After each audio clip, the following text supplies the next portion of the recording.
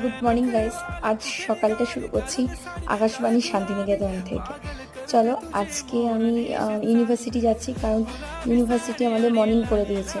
এত গরমে মর্নিং করে দেওয়াটাই বেস্ট, কারণ সেই কবে স্কুল গেছি মর্নিং, তারপরে ইউনিভার্সিটির ভেতরে চলে এসেছি, হয়তো ম্যাম চলে এসছেন, সেজন্য আমি তাড়াতাড়ি দৌড়াচ্ছি।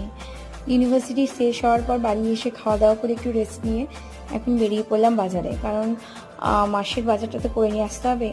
আর এখন মাসের প্রথমই চলছে, সেজন্য আমরা স্মার্ট চলে গেলাম, টুকটাক কেনাকাটি করছি আর কি। ভেতরে আমরা ঢুকে জাস্ট দেখে নিলাম কী কী আছে না আছে।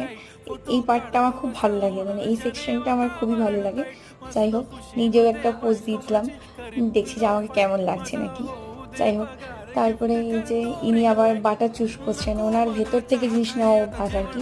হয়ে গেছে, চলো বিলিংটা করে নিই। তারপর চলে এলাম প্রান্তিকে